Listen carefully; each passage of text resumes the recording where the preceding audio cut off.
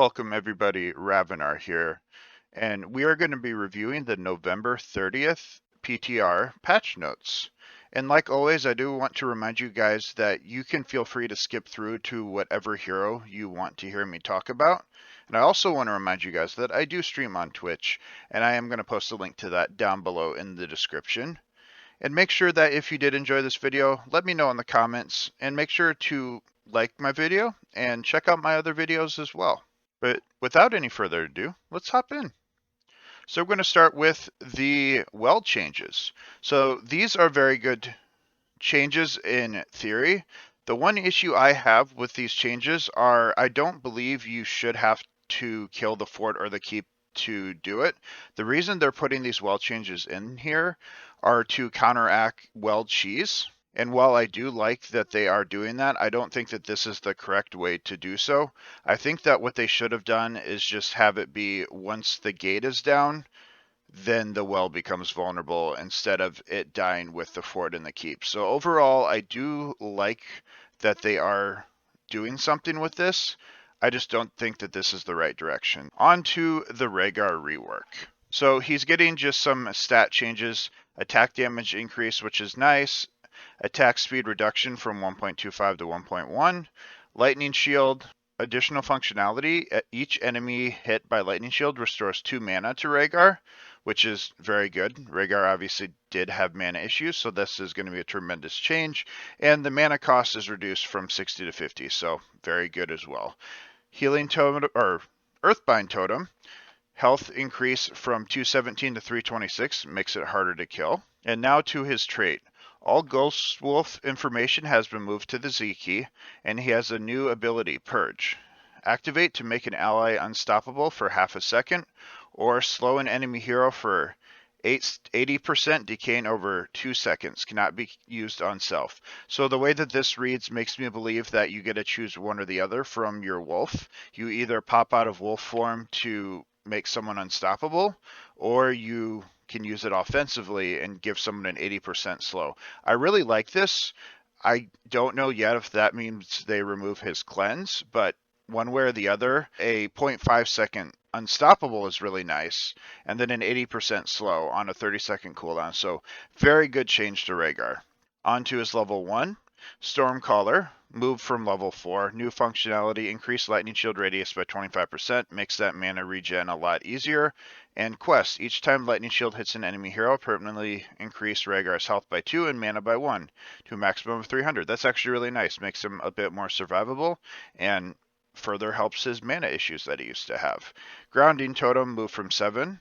No longer grants additional Earthbind health, which they just added more health, so that's fine. Heroes affected by Earthbind totem also have their spell power reduced by 25%. That's really good if you can get it on some backline mages, and increase the range of the totem, which makes it easier to get on those backline mages. So I really like this for a level 1. You can move into either Lightning Shield, you can move into Earthbind totem, or you can move into trait. Feral Heart, new functionality. Entering or exiting Ghost Wolf grants you 20 armor for 2 seconds. Ghost Wolf movement speed bonus to 40% for the first second, then fade to 30. So that's actually really good. You have 3 viable level 1s. You can either go W, you can go E, or you can go trait. And I do know that there are people that like that wolf build, and generally that was never considered to be that good, but this seems to be working towards making that more viable. And I really do like that you're going to get 20 armor if you do decide to be offensive. Level 4, move from 13. So they're shuffling a lot of them around. Healing increased from 45 to 50. This is going to be just a Q buff. Electrical charge, W, move from 1. New functionality. Lightning shield heals its bearer for 20% of the damage dealt to the enemy. This healing amount is doubled for Rehgar. While damaging an enemy, lightning shield increases its bearer's movement speed by 10%. This is really good. Rehgar always felt like he lacked healing, with only really having healing from his Q and potentially Ancestral. So this is a really good ability to potentially be able to supplement that. And you put it on someone like a Tracer or a Vala, someone who's consistently doing damage, this could be a really strong talent. Healing Totem, active, increased health from 50 to 175, that's pretty huge. Health now scales 0.04 per level, healing increased from 2 to 3%, and duration reduced from 10 to 7. So this talent, level 4, very much seems like a healing related talent. You either get healing off your W, just more healing on your Q, or you get that healing totem. So I really like how they are handling Rehgar's talents so far. So level 4 is for, just healing overall. Level 7, cleanse removed. I'm not surprised considering they did add it to the trait. Very good change here. Colossal totem moved from 1. No longer increases Earthbind range. So overall, they're just making the 7 slightly different. Blood and Thunder, cooldown reduction reduced from 2 to 1.5 seconds. Additional functionality, Ghost Wolf attacks restore 5% of Rehgar's maximum mana. Purification trait, remove a slow, stun, root, or silence from an ally, heals them for 260 and refunds 50% of the purge cooldown. Using purge on an enemy deals up to 330 damage to shields and reduces healing by 40%. So this is a trait talent. This is actually pretty interesting. So not only will you cleanse them, you'll also give them a burst of healing and then reduce the cooldown to 15 seconds because it's 30 baseline. Almost like a better Lily cleanse.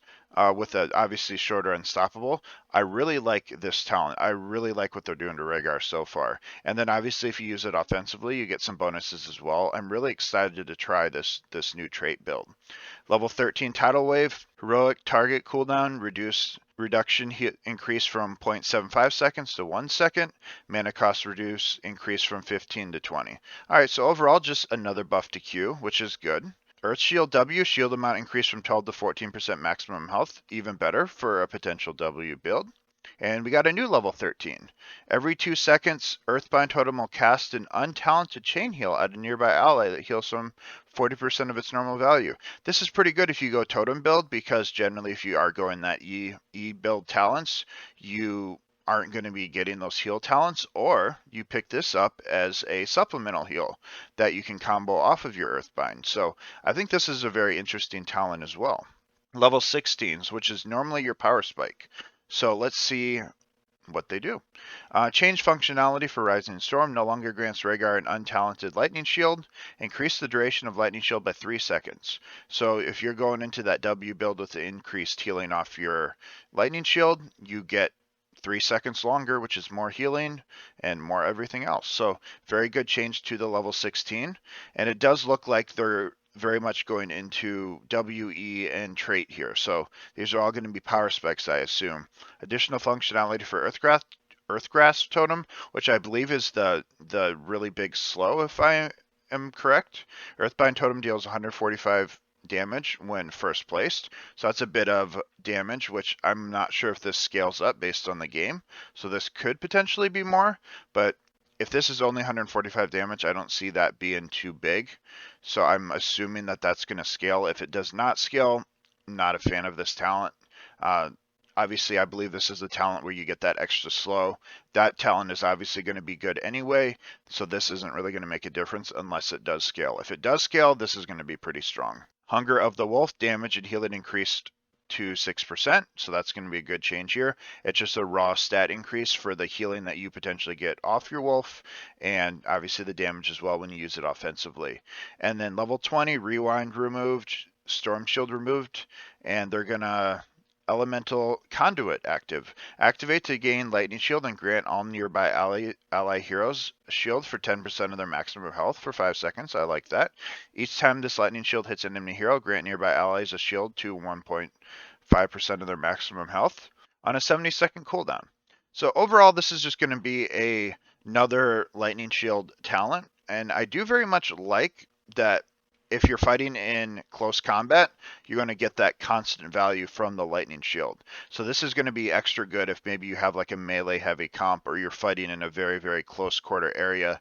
I do believe there was a talent that gave you increased range, which would make these even stronger. And Pit Fighter. Gain 10% attack speed and 5 spell power for yourself and each nearby hero, stacking up to 5 times. At 2 or more stacks, Purge cooldown refreshes 50% faster. So you're going to get a lot of that trait value with this one as well. So this is going to be more for your trade, it looks like. This is going to be more for your W. So overall, let's see what they say. It's been a while since we made any major changes to Rehgar, and while his win rates are not worrisome, his identity as a flexible healer has suffered as of late. With this rework, we're making a number of quality of life changes. by baselining some of the talents that felt mandatory, as well as introducing new talents to sharpen his build identity, just to prove the old dog can learn new tricks. Given Rehgar a new activated trait Purge, which allows him to micro-cleanse an ally or momentarily snare a distant enemy. Overall, what do I think about this? I love it. Rehgar, in my opinion, has been a healer that has really suffered a lot as of late. Very much I always put him with like Karazim, who only works on very aggressive comps. He never really put out too much healing, and outside of his Ancestral, he didn't really have a whole lot of healing to offer consistently. He was more for aggro comps, potentially with Bloodlust. So I really do like this change. And I do think that with all the CDR on Purge, you're going to be able to get a lot of value with the cleanse, even if it is on a half-second duration for the Unstoppable. I have a feeling with all of the times you're going to have it available, he actually could be really strong, potentially even too strong with that. Imagine the Medallion, but on a single character that can cast it late game, almost every 15 seconds, every 7 seconds, depending on what talents you take, because you get this 50% faster, and then also there's a talent that cuts it in half. So, you're talking, depending on what you're doing, every 7 seconds being able to cast a half-second cleanse. So overall, he might be a little too strong. He might be first ban, but I do like that they do something to him, and I'm very excited to see what happens. But we'll see if he's a little bit too strong. All right, on to the heroes. Auriel, casting speed increased by 50%. Cast finish time increased from 0 to 0.2625. Not 100% sure what this means, but I do know this is being swapped over from this. The Q speed, pretty standard in a lot of times when I pick Auriel. Unless I go that CDR, usually speed is what you would want. So it's pretty standard for them to bake those sort of talents in.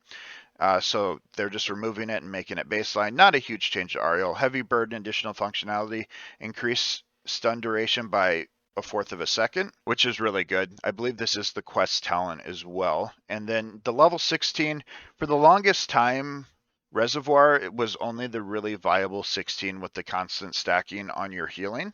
So this is going to be interesting here. So Will of the Haven, additional functionality, increase Auriel's basic attack damage by 10%. I don't really see that being too big of a deal.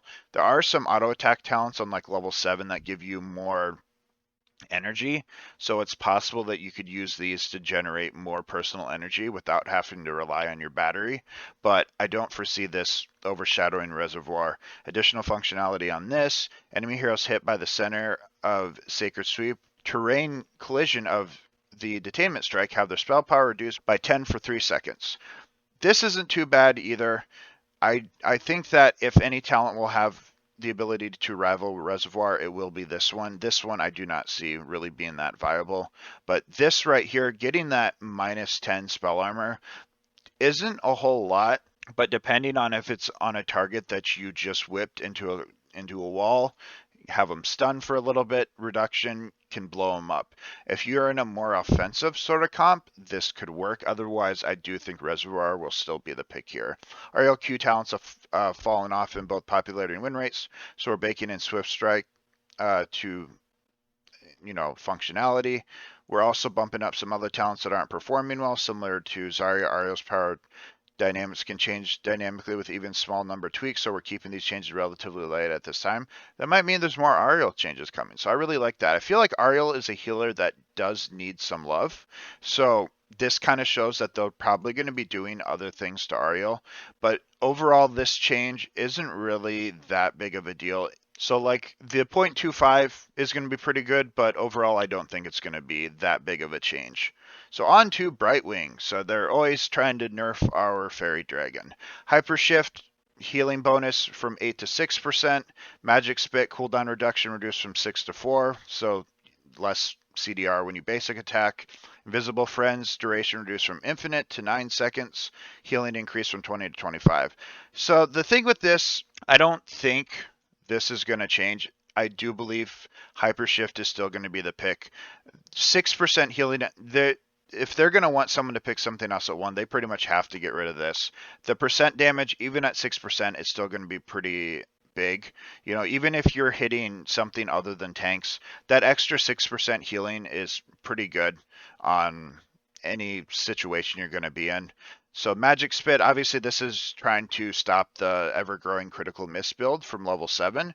So this is obviously going to help with that. I think it's just going to bring her down a little bit, but I don't think it's really going to hurt Brightwing too much. I still think she's going to be good in all the situations that she was before. Maybe not as high a priority, but obviously these changes needed to happen.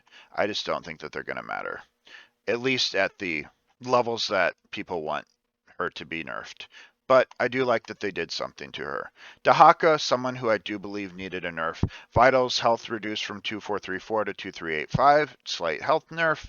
Health regeneration reduced from 5.07 to 4.97, makes sense. Basic attack damage reduced by 5. Lurker Strain Burrow cooldown reduction reduced from 6 to 3. Feeding Frenzy reduction reduced from 0.75 to 0.5. Overall, not a huge change to Dehaka. They're just trying to number him down a little bit, which I do think is a good idea. So Feeding Frenzy was probably by far one of his better talents, so this is probably a good change here. Lurker Strain, I do know some that played it, but I don't think it was that strong. So I don't think it's going to make that big of a difference. Falstad. They're trying to buff W build, but let's see what it happens. Cooldown reduced from 6 to 5 seconds. I believe that means that it activates quicker. Correct me if I'm wrong, so buff on that. Either way, this isn't a huge deal, whether it's a buff or a nerf. Dishonorable Discharge W Lightning Rod damage bonus per stack increased from 0.75 to 1%. Maximum bonus remains at 75. Unfortunately, the reason you didn't pick W build wasn't because of the damage. It was because of the amount of stacks and the amount of danger you had to put yourself in to get them. So this isn't going to change. You're still not going to be able to pick up W. In my opinion, the only way to make W viable is to pull back on the requirements to finish that quest. Maybe if you get a kill with W active, you get extra stacks would be the only real viable alternative I could see to make W viable. Damage was never the problem when it came to W. It was and always has been the amount of stacks that were required. Imperius, final damage increased from 70 to 80, so they're just buffing his baseline Q, which doesn't seem necessary. His Q's already pretty strong. Blazing Glory, W, damage increased from 185 to 205. Change functionality, Blazing Glory deals additional damage with the marks, but no longer consumes them. So that's actually pretty cool. I know he has a level 20 talent that makes it so they don't get consumed, but this is actually pretty good on a level 7. Celestial Charge needed the enemies a bit more will help Imperius out, especially when taking it Impaling Light. We're helping with the gameplay of the fire build. We would rather Imperius continue onward rather than go out in a blaze of glory.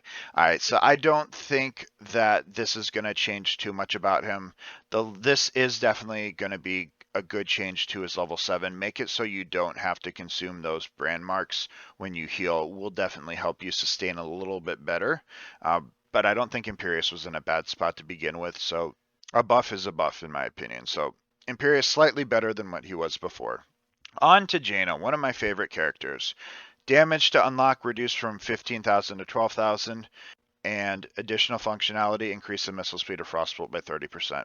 All right, improved ice block. I do like this. It does take a little bit. If you're having a bad game, or if the fights just aren't going your way, having that 3,000 less requirements actually going to be a pretty big deal to finishing that ice block early. A Jaina without an ice block late game is just dead. So I do very much like this change. I always felt like 15,000 was a bit steep. You kind of get it easily late game with the just damage scaling, but this makes it a little bit easier to finish it a little bit earlier than you would have normally. And like I said, Jaina very much empowered with that ice block. Unfortunately, this isn't going to make any difference in my opinion. You always go generally that quest on level 1. This wasn't picked because of the speed of the Frostbolt. It wasn't picked because of the mana that you would have to give up to do it.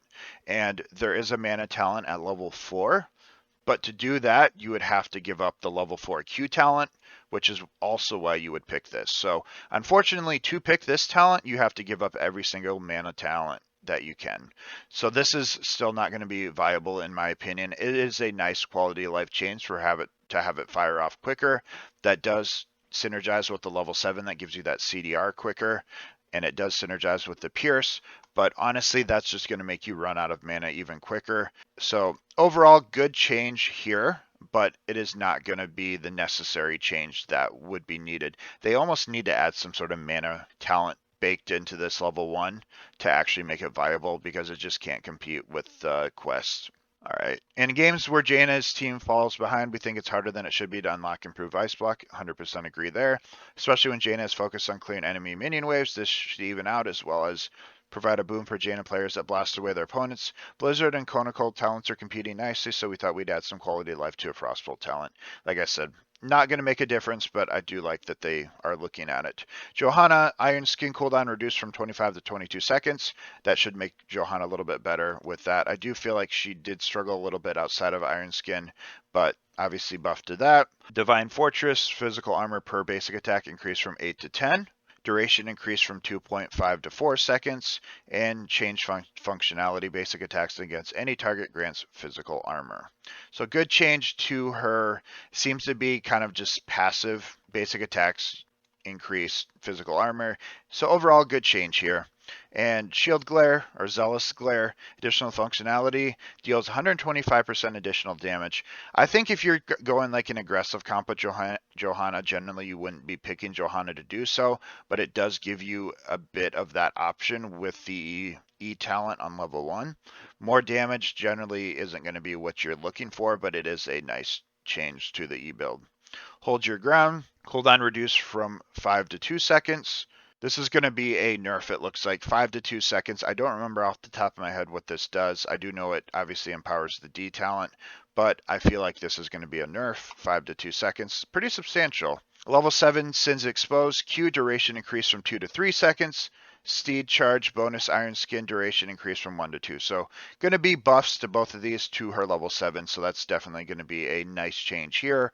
Roar passive punish damage increased from 25 to 50%. That's actually pretty big. Seems like they're giving Johanna a little bit more damage. And the Falling Sword upgrade, damage reduction reduced from 75 to 68, healing reduction 75 to 68. So a nerf to the Falling Sword upgrade, it looks like. Competing against strong Shield Glare talents, Divine Fortress physical armor wasn't super appealing. We hope this change provides a comparable option for dealing with physical damage while feeling and playing differently while we're here. We just continue to drag part of your Hold Your Ground benefits baseline in our endless journey to make the tier more competitive. Other than that, we have mild buffs for weak talents and Whisper nerf to Heaven's Fury. So good change to Johanna. I feel like she was a little bit on the weaker side, so this is going to be a welcome change. It looks like they're trying to give her a little bit more damage with a few of these talents as well, and obviously making the level 1 a little bit more appealing. Junkrat, big as E, move to level 13. So I believe that is going to make level 13 a trap talent. I don't play Junkrat, correct me if I'm wrong in the comments, but I believe that this is going to make Junkrat's trap build a little bit weaker because you have to now pick which E talent you would want. And the level 13, was that the double E? The double trap? Well, I'll have to look at that later, but this is, I think, going to make it a little bit more competitive with the level 13, whereas there was only really one option before. So good change here. E-build was very strong and very annoying to play against. Punkish Scamp, additional functionality, reduced both heroic cooldowns by 20 seconds. So that's going to be a buff here. Overall, a nerf to Junkrat, I would say, with the level 7 going to 13. I believe this is the Rocket Ride upgrade, which I believe is the one where it swaps between the two alts. So that would obviously reduce the cooldown of both. Obviously, if you're picking Rocket Ride, generally this is potentially what you would pick up. Rocket Ride has always been considered kind of the meme talent. So if that is indeed what it is, I believe that, isn't really going to change anything. On to Lunara. Lunara's seen a bit of play recently, so damage dealt reduced from 36 to 33. Choking pollen damage against 3 enemies decreased from 200 to 175. Just a slight nerf on Lunara. I do feel like she has been performing overly well, so I do think that a nerf on her is probably warranted under these circumstances. Probius, someone who I've been wanting them to at least maybe rework, which is almost feels like that's what this is, for quite some time. The little probe has had a tough journey. So Warp Rift duration reduced from 9 to 3 seconds. Additional functionality, Warp Rift explodes on expiration.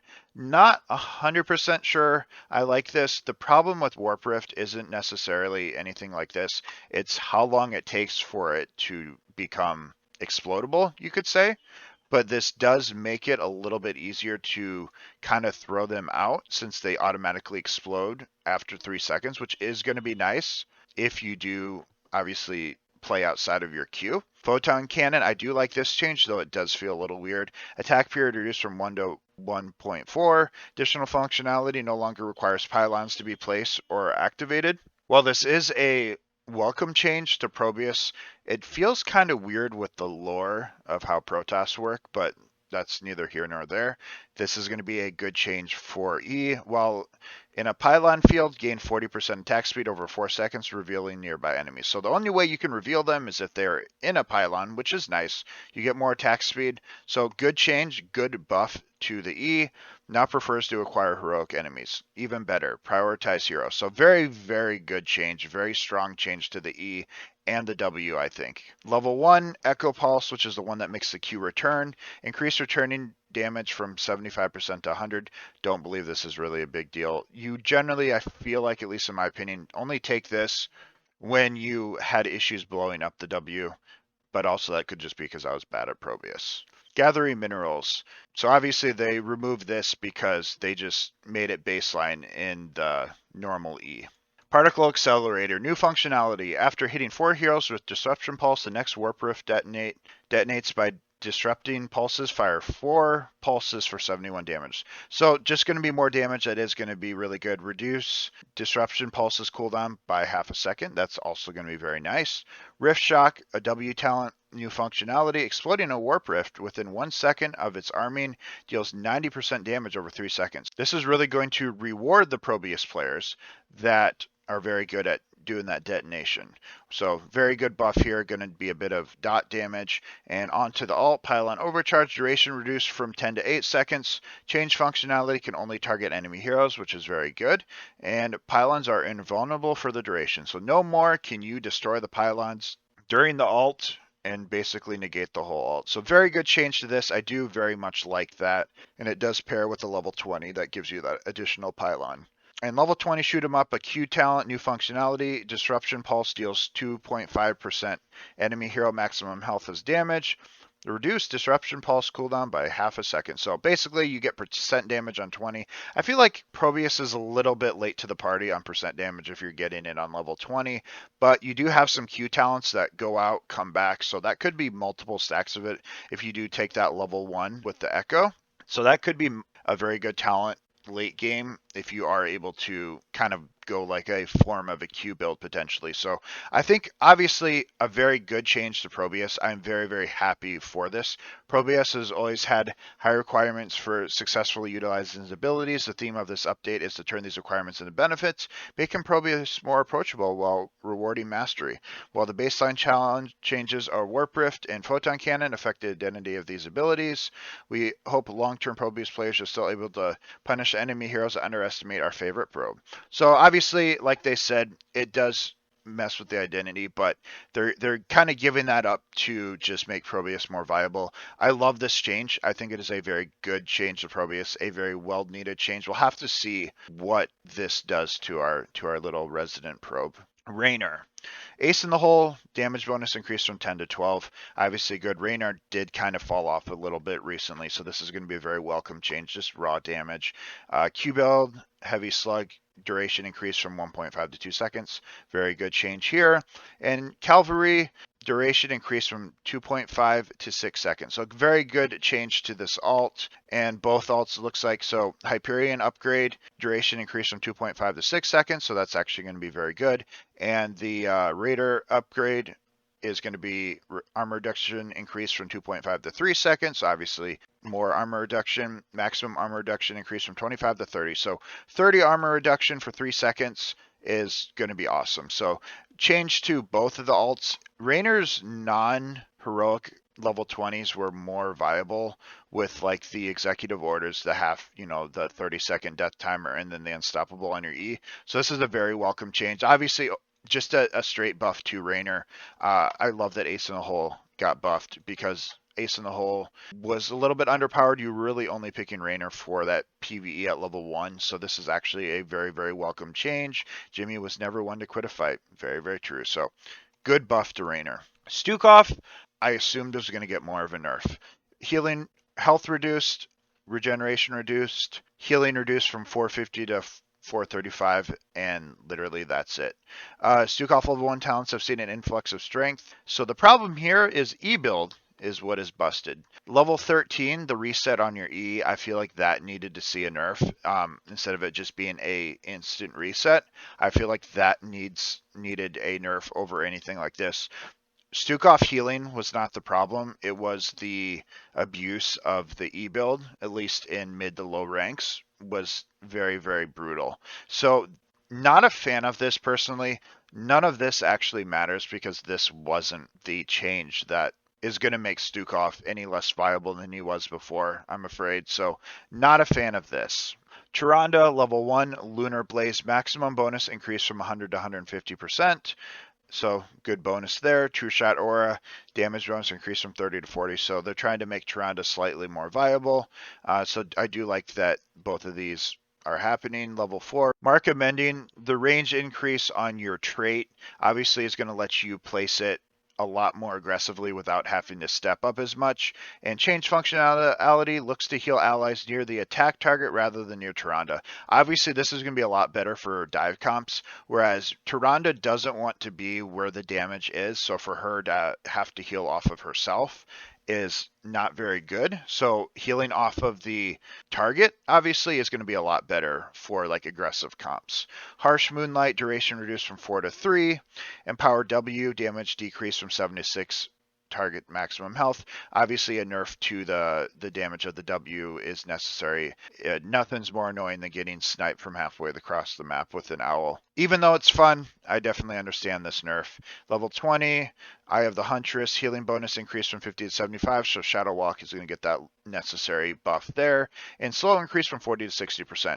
These are actually both very good changes.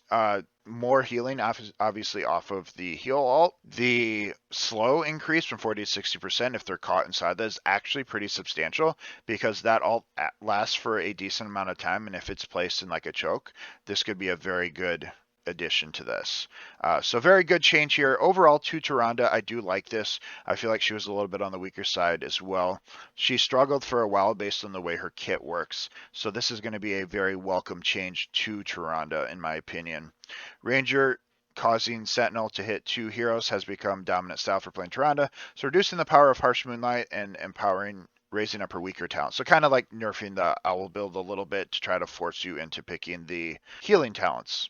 Zarya, together we are strong. Change functionality talent effects now last 3 seconds instead of for duration of the shield. I guess that could slightly be a little bit better if it has a set duration as opposed to based around the shield, which you could potentially break the shield and then just negate it. So this is actually slightly better into high burst comps that can pop that shield pretty easily, even though you do obviously get full energy off that. 3 seconds actually could be a really good change, or it could be a nerf in not the right situation. But I do think that having a static amount is going to be better overall for Zarya. Deep burn Q energy gains increase from 1 to 2. Very good. It makes it so obviously, she gains more energy, so nothing wrong with that. Last round of Zarya changes didn't blow her overall power out of proportion, so we're touching up a bit. So overall, she was a little bit on the weak side. You don't really see Zarya outside of like meme or very specific comps. So this is a slight increase. I don't think it's going to change anything, but obviously it is something she needed. So overall, a bunch of bug fixes down here. Not really too worried about those, so we're not going to go over those. What do I think about this patch? Surprisingly enough, I am not a fan of this patch because I don't think it targeted the things that needed to be targeted. Specifically Stukov.